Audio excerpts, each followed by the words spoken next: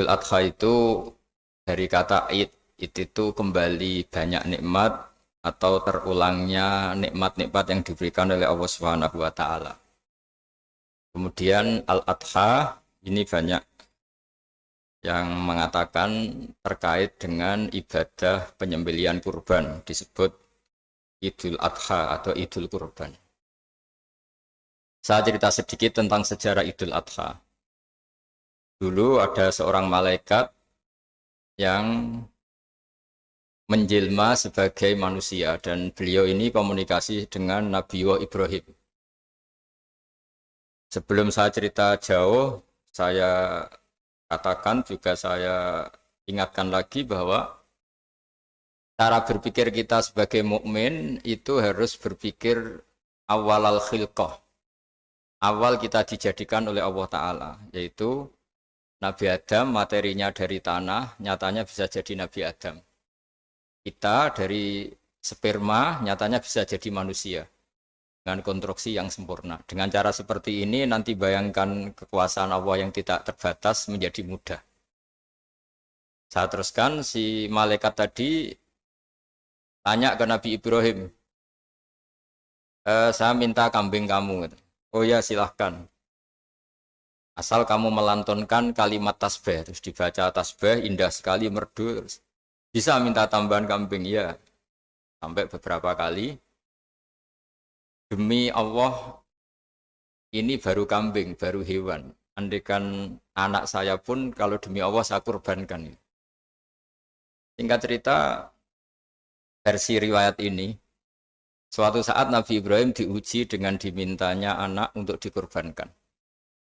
Ketika beliau atas nama seorang bapak agak keberatan, terus diingatkan ulang oleh Allah Ta'ala, janji beliau demi Allah, anak pun saya kurbankan. Walhasil akhirnya beliau melakukan itu. Dan karena Allah hanya menguji, tidak niat betulan supaya anak itu disembelih, akhirnya diganti oleh kambing. Jadilah tradisi kurban itu pakai kambing. Kemudian secara fikih, ada padanan-padanan yang cukup menggantikan kambing, yaitu ada sapi, ada unta, dan seterusnya, dan seterusnya. Yang menarik dari sekian referensi yang saya baca, dan ini harus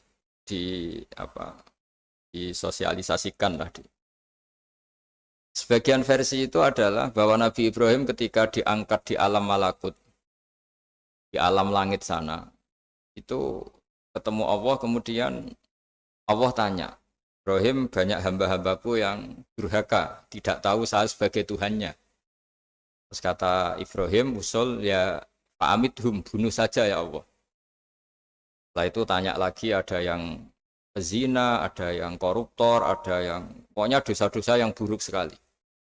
Dan di semua itu Nabi Ibrahim usul, mereka hidup di bumi engkau ya Allah, makan rezekimu ya Allah, maka mereka enggak sopan sekali, enggak ngerti engkau. Terus singkat cerita minta itu diadab, siksa. Suatu saat versi referensi ini di kitab Hikam, kalau di kitab saya halaman 15 juz 2, suatu saat Nabi Ibrahim itu diminta sama Allah menyembelih Ismail. Citra ini penting sekali. Setelah disuruh menyembelih Ismail, Nabi Ibrahim komplain. Ya Allah, ini anak saya, samratu fuadi, buah hati saya, kenapa engkau seenaknya minta saya sembelih? Gitu. Enggak bisa ya Allah, ini samratu fuadi, buah hati saya. Terus kata Allah, orang-orang yang durhaka yang kamu usulkan supaya saya bunuh, itu hamba saya menciptakan mereka, saya mencintai mereka, karena itu ciptaan saya. Anda enak saja usul saya matikan, saya bunuh. Sekarang ketika Anda usul, saya tidak mikir. Kenapa ketika saya usul, kamu mikir? Terus akhirnya Nabi Ibrahim mau oke ya Allah. Setelah itu, terus semenjak itu Nabi Ibrahim itu begitu sayang sama hamba-hambanya Allah. Sehingga dari cerita yang paling masyhur, ketika Abu Bakar As-Siddiq begitu lemah lembut sama hamba-hamba Allah yang lain, Nabi Muhammad mensepadankan dalam hal ini sama Nabi Ibrahim, hati kamu sehalus Ibrahim. Yaitu Nabi Ibrahim, beliau akhir-akhir punya komitmen, faman tabi'ani fa innahu minni wa man asani fa innaka ghafurur rahim. Ya Allah, orang yang ikut sunnahku maka jelas bagian dari saya. Dan yang sedang durhaka, waman asoni, saya harapkan fa innaka ghafurur rahim. Engkau Maha Pengampun, Maha Penyayang. Semenjak itu menjadi sunnatan mutaba'ah bahwa agama ini agama rahmatan lil alamin, bahwa melihat kemungkaran, melihat kebodohan, ketimpangan, itu komitmen kita ini membenahin, bukan menghabisin. Melihat kesalahan, komitmen kita ini in uridu ilal islaha mastata'tu. Komitmen kita ini ingin lebih baik, bukan mengacaukan dunia ini. Semenjak itu terus syariat-syariat Islam disebut anit tabi millata Ibrahim Hanifah, bahwa kita mengikuti millahnya Ibrahim. Sebab itu kemudian setelah ini menjadi sunnatan mutaba'ah, bahkan banyak ulama yang berpendapat ketika Rasulullah SAW Mi'raj, itu dari sekian Nabi Ulul Azmi yang enggak ketemu itu Nabi Nuh. Nabi Nuh alaihissalam, padahal termasuk Nabi Ulul Azmi.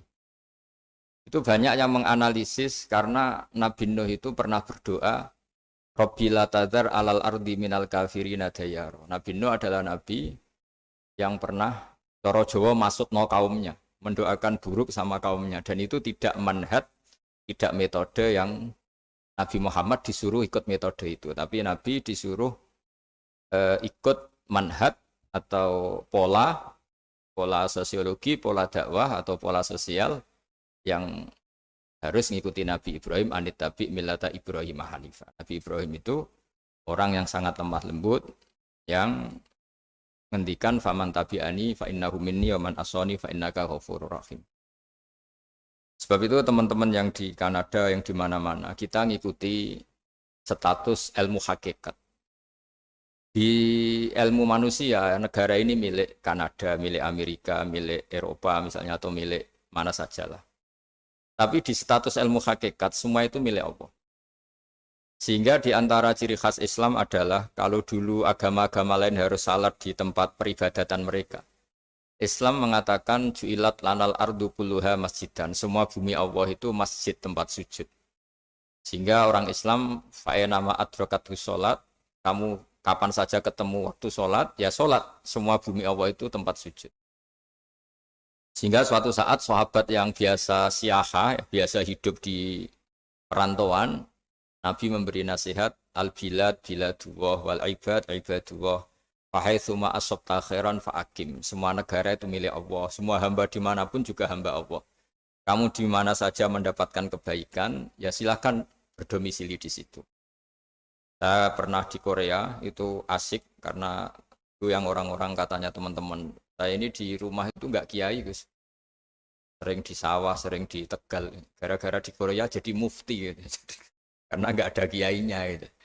Jadi orang-orang yang enggak jadi kiai di Jawa, mungkin kalau di luar Jawa atau di luar Indonesia malah jadi kiai gitu.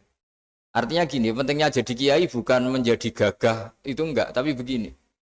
Dulu bawaannya rakyat itu kan kalau ke masjid komplain, ada masjid bocor, kayak ada keran yang kurang baik. Tapi kalau sudah jadi kiai itu tahu rasanya.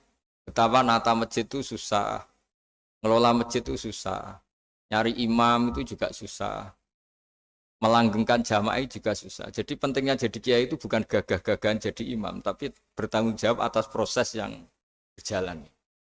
Jika dulu di antara nasihat bapak saya, bapak itu termasuk orang yang nggak suka sama orang tawadhu, orang yang sopan. Dulu saya juga iskal itu janggal. Kata bapak, wong tawadhu itu apik, orang sopan itu baik. Tapi biasanya itu cara orang menghindari tanggung jawab. Disuruh jadi kiai nggak mau. Tapi kalau ada kiai salah komplain itu. Disuruh jadi menteri nggak mau, kalau ada menteri salah komplain itu. Disuruh jadi apa nggak mau. Kesannya tawadhu, tapi sebenarnya hanya menghindari tanggung jawab. Disuruh pidato nggak mau, disuruh jadi MC nggak mau. Tapi kalau ada orang salah komplain. Jika kata bapak tawaduk itu baik, asal tawaduk betul. Tapi kebanyakan nggak, tawaduk itu nggak dari tanggung jawab sambil cari salahnya orang lain. Nah ini yang tawaduk yang akhirnya kurang baik. Nah teruskan, jadi Nabi Ibrahim ini panutan yang luar biasa. Beliau adalah orang yang alami sekian proses sosial, yang akhirnya diakui sebagai Khalilur Rahman, orang yang sangat dicintai Allah Ta'ala. Di antara sebab dicintainya Nabi Ibrahim adalah seperti yang dialami Nabi Adam. Nabi Adam ketika turun di bumi, itu keresahan pertama itu bukan karena kurang makanan atau kurang minuman, itu enggak. Beliau turun di bumi, mendapati bangsa yang lain, kalau dalam kitab disebut Banul Jan.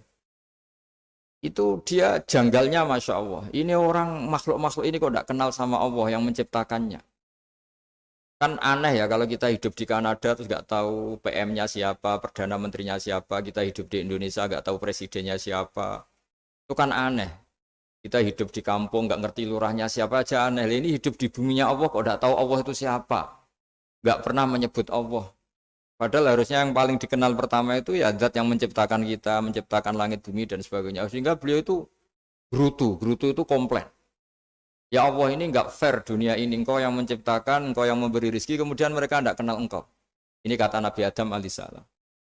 Barokahnya komplain itu, jadi komplain itu yang diridhoi Allah juga banyak. Akhirnya Allah meridhoi Nabi Adam, dosa-dosanya, salahnya itu diampuni. Ya ukuran seorang nabi beliau dianggap salah itu diampuni karena keresahan beliau itu takut Allah nggak dikenal. Nah, masjid yang di Kanada di Montreal juga ketakutan kita ini jangan sampai orang Islam tidak punya tempat ibadah. Meskipun setelah punya tempat ibadah, ketakutan kita jangan-jangan ibadahnya tidak sesuai sunnah Rasul. Setelah sesuai sunnah Rasul kita takut lagi, jangan-jangan memaksa sesuai tapi karena ingin benar. Dan setelah ingin benar, takutnya secara tasawuf ngimani kebenaran itu. Bukan ngimani rahmatnya Allah, tapi ngimani kebenaran itu. Akhirnya jadi ujub. Ujub itu bangga amal diterima karena kebaikannya, bukan karena fadlnya Allah, karena anugerah. Nah ketakutan-ketakutan ini khas orang soleh. Orang soleh itu kalau nggak sholat takut. Setelah sholat takut nggak sesuai syarat rukun. Setelah sesuai semua takut iktimat alal amal. Membanggakan kebenaran, tapi bukan membanggakan luasnya rahmatnya Allah Ta'ala. Sehingga di luar ilmu fikih ada ilmu namanya ilmu tasawuf, ilmu yang mengelola hati.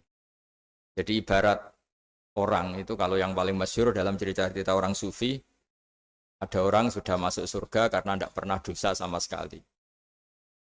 Ini cerita-cerita yang melegenda di dunia tasawuf. Tanya Allah, kenapa kamu masuk surga? Karena saya taat terus ya Allah, nggak pernah maksiat sama engkau. Berapa lama kamu hidup di dunia? 80 tahun. Ya sudah, karena taat kamu 80 tahun, ya surga kamu 80 tahun. Ya komplain, ya Allah katanya surga selamanya, kenapa ini hanya 80 tahun? Yang selamanya itu rahmat saya, kalau amal kamu kan terbatas 80 tahun, maka balasannya hanya 80 tahun. Nah semenjak itu beliau sadar, oh ya Allah, masuk surga itu fadlmu, anugerahmu, amal saya tidak ada bandingannya dengan surgamu.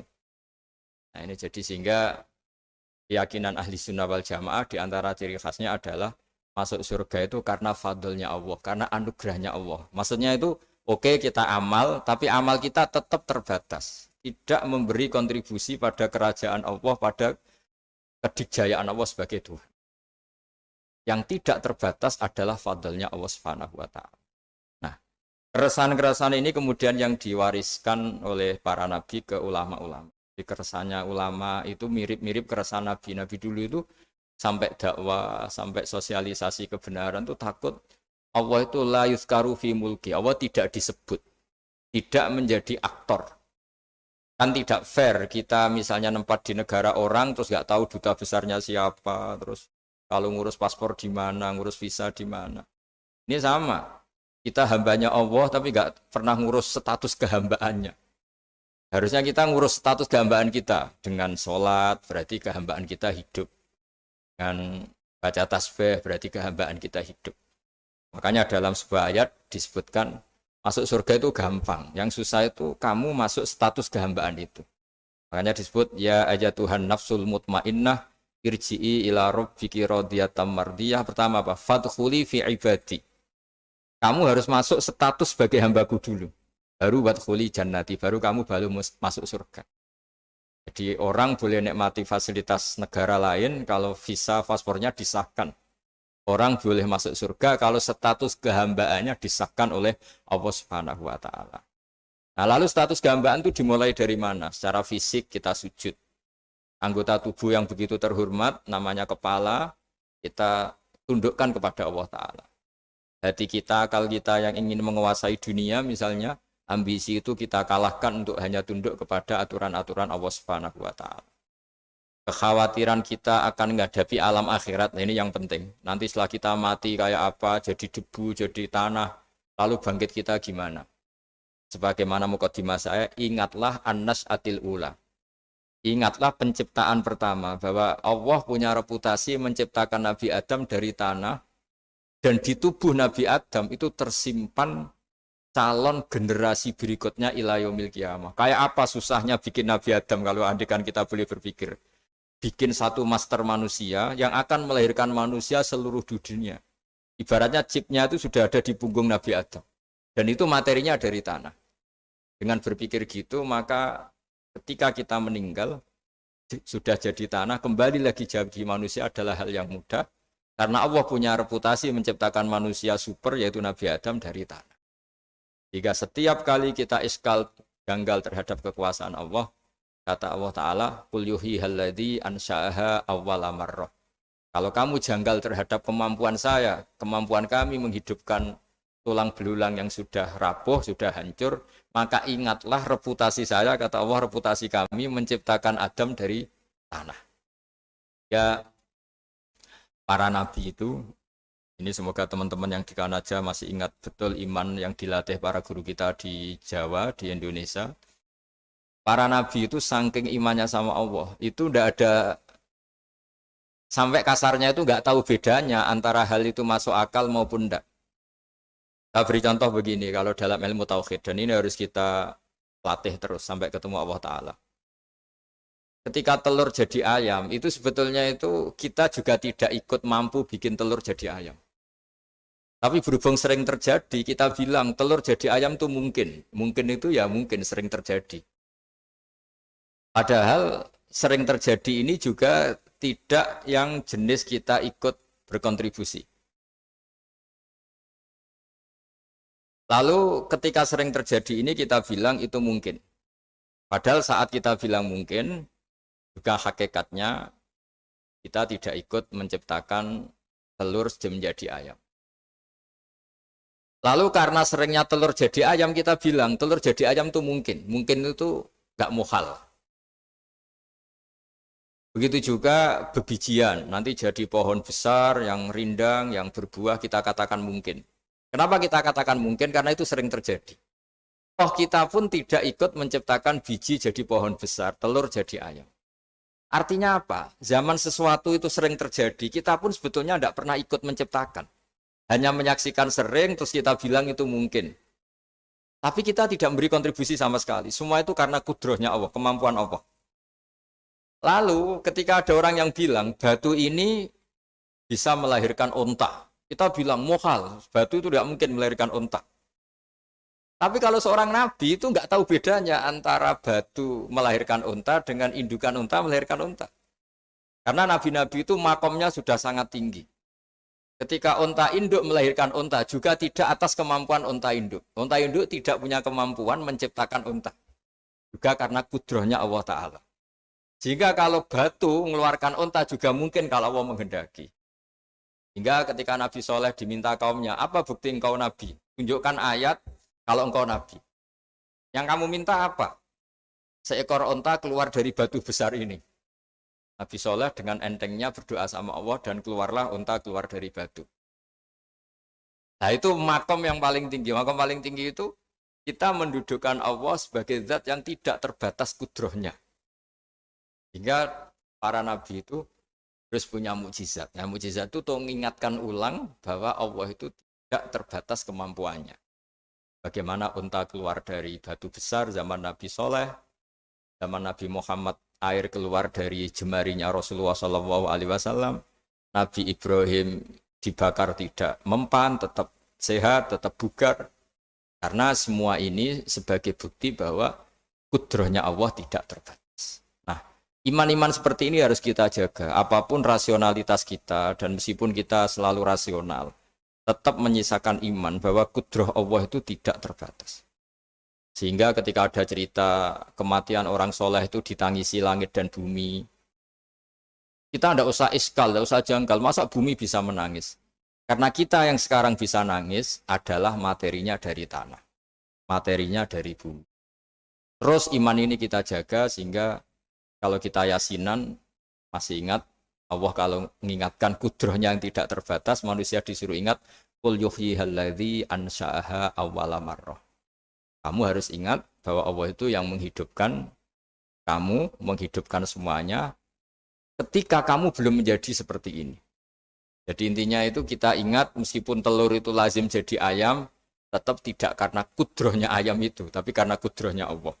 Indukan unta melahirkan anak unta juga bukan kemampuan indukan unta, karena ini juga makhluk yang lemah, tapi juga kemampuan Allah Subhanahu wa Ta'ala. Jika dengan demikian kita termasuk hamba Allah sesuai target yang diingatkan Allah. Falamma tabayyana lahu qala a'lamu annallaha ala kulli syai'in qadir. Hamba Allah yang baik adalah hamba ketika menyaksikan fenomena apapun, semua itu li ta'lamu annallaha ala kulli syai'in qadir wa annallaha qad ahata bi kulli syai'in ilma. Apapun di alam raya ini, semuanya itu bukti bahwa Allah ala kulli syai'in qadir, Allah kuasa dan Allah meliputi semua makhluknya dalam pandangannya, dalam pantauannya.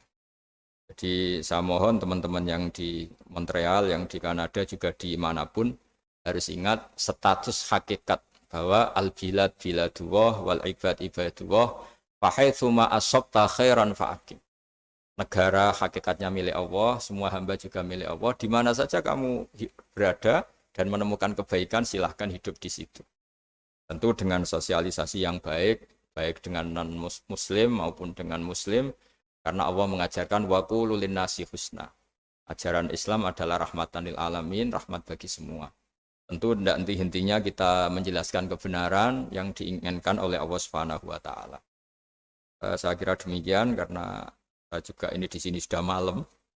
Jadi saya mohon maaf mungkin tidak bisa ikuti tanya jawab karena di sini sudah malam, apalagi tadi habis takziah saya karena ya ada mas saya yang sudah sepuh sekali wafat, terus tadi barusan datang, jadi mohon maaf tidak mengikuti acara mulai pertama. Tapi saya mohon ayat-ayat Quran yang saya terangkan tadi bahwa untuk mensifati Allah kudrohnya tidak terbatas. Ingatlah bahwa kita yang secerdas ini, yang sehebat ini, kita semua manusia yang cerdas begini, matanya bisa melihat, hatinya bisa merenung, otaknya bisa berpikir cerdas, itu dari materi tanah. Dan Allah mampu. Allah bisa bikin orang miliatan gini dari satu orang manusia namanya Nabi Adam. Kayak apa susahnya bikin konstruksi Nabi Adam kalau boleh dibahasakan. Dan itu Allah punya reputasi mampu. Dengan cara seperti itu kita akan gampang iman bahwa kita setelah meninggal dan menjadi tanah, ya sama seperti kita masih hidup. Zaman kita hidup ya tidak tahu cara kerja jantung kita, nafas kita, uratnya gimana, terus sistem tubuh. Meskipun ilmu medis ngerti mengurai itu, tapi tetap saja hanya ngerti, tidak menciptakan. Yang menggerakkan jantung, organ tubuh kita tetap Allah Subhanahu wa Ta'ala. Dia yang Al-Fa'ilul Mukhtar, dia yang semuanya mengendalikan kita. Artinya zaman kita hidup pun sebenarnya kita yang tidak mengendalikan kita. Nafas kita ya dalam kendali Allah, ikhtiar kita dalam kendali Allah. Sama setelah kita mati juga dalam kendali Allah. Ya guru-guru kita semuanya melatih inna sholati wa nusuki wa mahyaya wa mamati lillahi rabbil alamin. Hakikat ibadah kita, hakikat hidup kita, hakikat mati kita, semuanya tidak dalam kendali kita.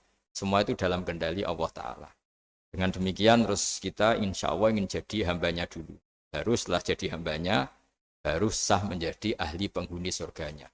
Wadkhuli fi ibadi, baru wadkhuli jannati. Masuklah berstatus sebagai hambaku, baru engkau kalian semua layak menjadi penghuni surgaku. Mohon maaf atas semua kesalahan. Billahi taufik. Wassalamualaikum warahmatullahi wabarakatuh.